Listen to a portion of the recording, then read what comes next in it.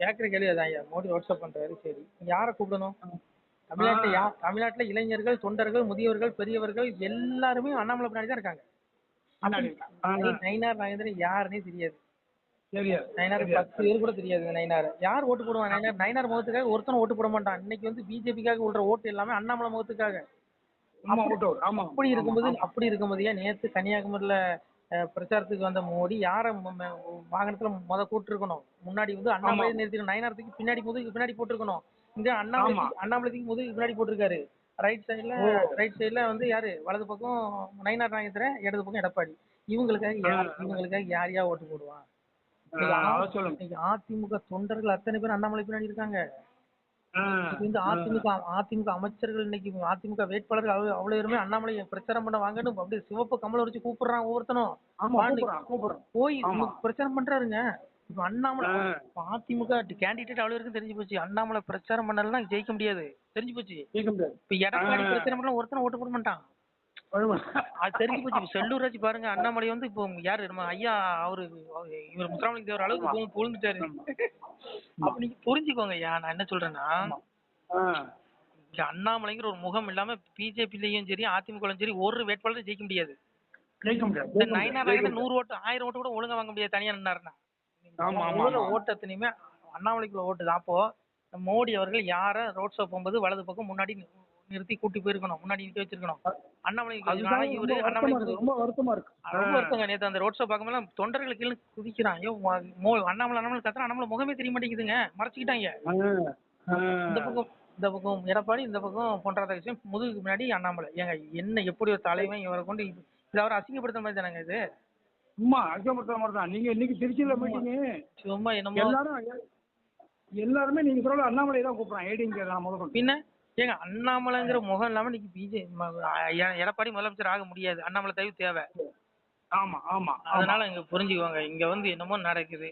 எனக்கு என்னமோ பண்றதே பிடிக்கல. எல் முருகன் எத்தனை வரைக்கா தெரியும் சொல்லுங்க? அவருக்கு 2 முறை மந்திரி பதவி. என்னையா கொடுமை நாட்டுல? இந்த கட்சிக்காக உழைச்ச கட்சி ராஜா வயோதிகம் ஆயிட்டு இனி அவரு ஓர கட்டிடுவானுங்க. அப்படியே உண்மையான உழைப்பாளிங்க, கள போராளிங்க. இந்த மனுஷனுக்கு நீ கவர்னர் பதவி கொடுத்து அழகு பார்த்திருந்தேன்னு வச்சுக்கோ, அவ்வளவு தொண்டர்களும் சந்தோஷப்படுவான். பிஜேபி தொண்டர்கள் இவனுக்கு கட்சிக்காக உழைக்காதவன் ரோட்ல எவனே தெரியாது எல்லாத்தையும் கூட்டு பதவி கொடுக்குறான். இந்த கட்சிக்காக உயிர் தியாகம் பண்ணவே நிறைய பேர் இருக்கான் தமிழ்நாட்டுல. குடும்பங்கள் நிறைய இருக்கு. அவங்களுக்கு எல்லாம் எதுவுமே இது வரைக்கும் செய்யலவீங்க. இந்த பிஜேபிக்காக உழைச்சி இந்து இயக்கங்கள்ல படுகொலை செய்யப்பட்ட குடும்பங்கள் நிறைய பேர் இருக்காங்க.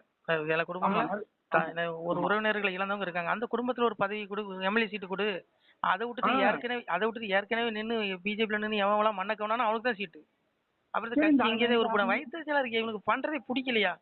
அண்ணாமலை என்ன சொன்னாரு? அண்ணாமலை இளைஞர்களுக்கு சீட்டை கொடுக்க சொன்னாரு. அண்ணாமலை வந்து இப்ப நிக்கிற கும்பல் எவனுக்கு போய் சீட்டை கொடுக்க கூடாதுன்னு சொன்னாரு. இதை வந்து தலைமை கேட்கல. அண்ணாமலை யாருக்கு சீட்டு கொடுக்க சொன்னாரு? இந்த கட்சிக்காக உழைச்சவன் வெளியில் நிறைய பேர் இருக்கு, அவனுக்கு கொடுன்னு சொன்னாரு. அவனுக்கு கொடுக்கல, எனக்கு சீட்டு வேண்டாம்னு சொன்னாரு. இவன் என்ன சொல்றான்? ஏற்கனவே நின்று மண்ணை கவனவனுக்கு தான் சீட்டு. நான் என்ன கேட்கறேன், நீ ஏற்கனவே ஒரு பதவி சுகத்தை அனுபவிச்சால, உனக்கு என்ன யாத்திரம் விட்டு போ? உனக்கு 80 வயசு ஆகுது, பதவிக்காக நிக்கிறான். அப்படியே என்னையா உங்களுக்கு RSS சித்தாந்தம் இருக்கு? அறிவு வேண்டாமா? இளைஞர்களுக்கு வழி விடுங்கடான்னா கூட மாட்டேங்கிறான். சாக போற வயசுல நாற்காலி பிடிச்சிட்டு இருக்கான் கமலாலயத்துல. இவனுங்களை எங்கேயா சொல்றது? இளைஞர்கள் வழி விடுங்கடான்னு கேட்க மாட்டேங்கிறான். இதான் அண்ணாமலை சொன்னார். இதான் அண்ணாமலை சொன்னார். இது அண்ணாமலை சொன்னது அண்ணாமலை ஓரம் கட்டினானுங்க. அதனால இங்க பாருங்க, இந்த கட்சி வந்து எனக்கு நான் ஓப்பனா நான்லாம் இங்க பாருங்க, இன்னைக்கு நேரத்தில் நான் வலைதளம் வர்ற காலத்துக்கு முன்னாடி நாங்களாம் மேடை பேச்சாளர் தான் பேசியிருக்கோம். உண்ணாவிரதங்களை கலந்து நான்லாம் மணிக்கணக்காக சிறப்பு அழைப்பாளரே போய் பேசியிருக்கேன். எனக்கு பிடிச்சா நானும் மணிக்கணக்காக பேசுவேன். எனக்கு பேச்சு திறமை இல்லாதெல்லாம் கிடையாது, நல்லா பேசவும் செய்வோம். நாங்களும் பேசியிருக்கோம் பல மேடைகள்ல. இன்னைக்கு தான் வலைதளங்கள் முன்னாடியும் பேசிட்டு தான் இருக்கோம். என்ன பண்ணானுங்க? நாங்க எதையும் கொடுன்னு கேட்கல. நாங்க எங்களுக்கு பதவி கேட்கல, அண்ணாமலை கொடுன்னு தான் சொல்றோம். ஆமா ஆமா. அண்ணாமலை போல நேர்மையானவன் உழைக்கிறவன் கட்சிக்கு உழைக்கிறவன் நிறைய பேர் இருக்கு. அவனுக்கு கொடு, கஜராஜா கொடு. அந்த அம்மாவை வர சொல்லி பேச வேண்டியது. அந்த அம்மாக்கு என்ன பவர்? அண்ணன் ஸ்டாலின் சொல்லி திமுகவுக்கு ஆதரவா இருக்கிற தமிழிசை அம்மாவுக்கு மறுபடியும் கவர்னர் பதவிக்கு அப்புறம் இப்ப எம்எல்ஏ சீட்டு. என்ன பண்ணுச்சு? வானதிக்கு என்ன செய்யும்? ஒழுக்க ஒரு வேகமா பேச கூட தெரியாது. திமுக வலிக்காத மாதிரி நம்ம பேசும். திமுக எங்கேயும் வலிச்சிடக்கூடாதுன்னு பேசும். அந்த அம்மாவுக்கு பதவி. என்னங்க நடக்குதுங்க இங்க என்னங்க நடக்குது? வயிற்றுச்சலா இருக்கு. மோடி எதுக்கு நிர்மலா இவ்வளவு இம்பார்ட்டன்ட்? தமிழ்காரியா இருக்கா, வந்து பேச வேண்டியதான மீட்டிங்ல? இல்ல வேண்டாம், தாக்க வேண்டாம், தனிமை வேண்டாம். நான் என்ன சொல்றேன்னாங்க, அந்த அம்மா சரி அதை விட்டுருங்க. நீ பிஜேபி தமிழ்நாட்டில் உழைச்சும் எத்தனை பேர் இருக்கான், அவனுக்கு சீட்டை கொடு. கொடு தாராளமா. நாங்கள் வந்து இப்போ நீங்கள் கூட ஐயர் தான், நீங்கள் இருந்தாலும் அந்த அம்மா ஐயராக இருந்தாலும் நீங்கள் ஆதரிக்க மாட்டேங்கிறீங்க நிர்மலா சீதாராமன். அது வரவேற்கத்தக்கது. உழைக்கலைங்களா கட்சியில உழைக்கலைங்களா? இப்போ உங்களெல்லாம் வரவேற்கிறேன், அது நான் ஏற்றுக்கிறேன், இல்லைன்னு சொல்ல. அந்த இதெல்லாம் வேண்டாம், விட்டுருங்க. இப்போ கட்சிக்காக உழைச்சவன் தமிழ்நாட்டில் அண்ணாமலை போல நிறைய பேர் இருக்காங்க. நீங்கள் வெளியே தெரியாமல் இருக்கான். எவ்வளோ பேர் இந்த கட்சிக்காக உழைச்சிருக்கான், உயிரை விட்டுருக்கான். அவனெல்லாம் கண்டுக்கிடல. சும்மா அந்த வெள்ளை வெட்டியில் அழுக்கு கொட்டாதவன் ஏசி ரூமில் உட்காந்துட்டு தான் பதவி கொடுத்துருக்கானுங்க, சீட்டும் கொடுக்குறானுங்க. அப்புறம் எப்படிங்க இந்த கட்சி உருப்படும்? இளைஞர்களுக்கு கொடுங்கடா, இளைஞர் கொடுத்து தொலைங்கடா அப்படின்னு சொல்லி அண்ணாமலை சொல்றாரு. எல்லாம் சீட்டை தேய்க்காதீங்கடா, கமலாலயத்துலேருந்து கிளம்புங்க, இளைஞர்களுக்கு வழி விடுங்கடா, பஸ்ல வந்து 10 பேர் இறங்கினாதான் 10 பேர் ஏற முடியும் அப்படின்னு அண்ணாமலை சொன்னாரு. தெளிவா கிளிப்பிளை சொன்ன மாதிரி சொன்னாரு. ஆனால் கேட்க மாட்டேங்கிறானுங்க. இவனுங்களுக்குன்னு ஒரு ராஜாங்கம் பண்றானுங்க.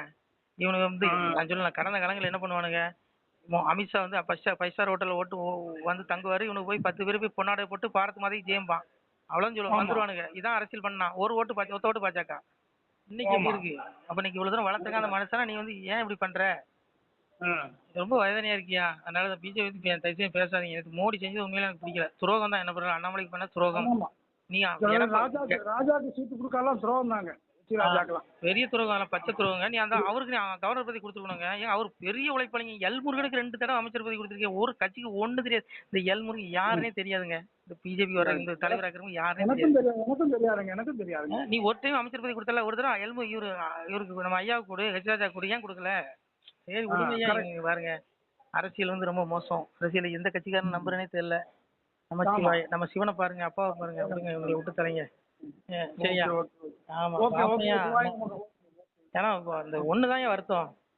நீ வந்து அண்ணாமலையை வலது பக்கம் நிறுத்தி இருக்கணும். மோடி நயனார் தூக்கி முதுகு பின்னாடி போட்டிருக்கணும். இப்ப இதனாலவே நிறைய பேர் வெறுப்புல இருக்கான். ஏன் இவர் இப்படி பண்றாரு சும்மா. சரி விடுங்க, பாத்துக்கலாம். ஓம் நம சிவாய். திருச்சிட்டம்பலம். அப்படியே ரெக்கார்டிங் போட்டு சிவாய நம. திருச்சிட்டம்பலம். அன்புடையர் வணக்கம். தாங்கள் இந்த வீடியோவில் பார்க்கக்கூடிய இந்த சிவாலய புகைப்படம் பாருங்கள். இந்த வீடியோ பாருங்கள். இதில் வந்து ஆதியில் வந்து பார்த்தீங்கன்னா இதில் ஒரு சிவாலயம் இருந்திருக்கிறது. ஒரு சித்த மகாபுருஷன் இங்கே இருந்திருக்கிறார். அவர் எழுதிய ஓலைச்சுவடி, அவர் தவம் செய்த அந்த வாசி தண்டம் இன்றளவும் நமது இந்த ஆலயத்தில் இருக்கிறது. தற்போது இந்த ஆலயம் பார்த்திங்கன்னா நெல்லை மாவட்டம், திருநெல்வேலி மாவட்டம், 4 நேரி தாலுகா, ஆண்டான்குளம் கிராமம் அருகிலே ஒரு இயற்கை எழில் கொஞ்சம் இடத்திலே அவர் சித்தர் தவம் செய்த அந்த இடத்திலே ஆலயம் அமைந்து கொண்டிருக்கிறது. அப்பாவுடைய அந்த திருமேனி இப்போ பாலாலயம் செய்து எடுத்து வைக்கப்பட்டுள்ளது என்பதை தெரிவித்துக் கொள்கிறோம். இந்த திருமேனி, இந்த சிவாலய கட்டுமான திருப்பணிக்கு அன்பு பிள்ளைகள் முடிந்தால் ஒரு சிறிய உதவியை செய்யலாம். அதாவது இந்த சிவாலய திருப்பணி தற்போது உபபீடம் வரைக்கும் வந்துவிட்டது. தற்போது கர்ப்பகிரகம் கட்ட எங்களிடத்தில் பொருளாதாரம் இல்லாத காரணத்தினாலே தங்களிடத்திலே 2 கரம் கூப்பி ஏகபரா குரு பிச்சை என்று அப்பாவுடைய திருநாமத்தை கூறி பிச்சை கேட்கிறோம். மக்களே, முடிந்தால் உதவுங்கள். இல்லை என்றால் ஒரு 2 பேருக்காவது பகிருங்கள். இதை பார்க்கக்கூடிய யாராவது ஒரு சிறிய உதவி செய்தாலும் கூட எங்களால் முடிந்த இந்த திருப்பணியை முடித்து விடுவோம். இந்த ஆலயத்திற்கு தாங்கள் 1 ரூபாய் மனம் உவந்து தந்தாலும் நாங்கள் அன்புடன் ஏற்றுக்கொள்கிறோம். விருப்பமுள்ள பிள்ளைகள் உதவலாம், உதவுங்கள். எங்களுடைய ஜிபே எண் 93 85 44 31 06. மீண்டும் சொல்கிறோம், 93 85 44 31 06.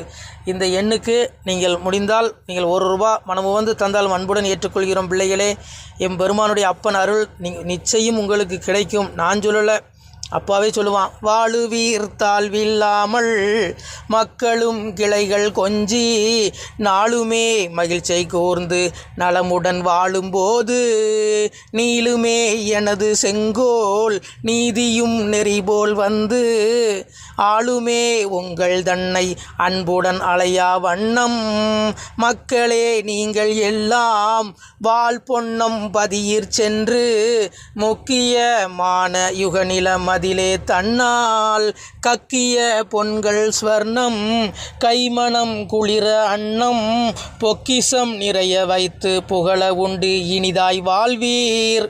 நான் வாழ்த்தல பிள்ளைகளே, அப்பாவுடைய வாழ்த்து. அப்பா சொல்கிறான், என் பிள்ளைகள் இகத்திலும் இந்த பூலோக வாழ்விலும் இன்புற்று வாழும் பரத்தில் என்னுடைய அந்த ஜீவ வீடு, அந்த மோட்ச வீடாகிய அந்த கைலாயத்திலே இவர்கள் பூமியில் வாழ்ந்து அங்கே வந்த பிறகு அவர்களுக்கு நான் எவ்வளவோ பரிசு கொடுப்பேன் என்பதை இறைவன் திருநாவாக சொல்கிறான். மக்களே, இதை நான் சொல்லலை.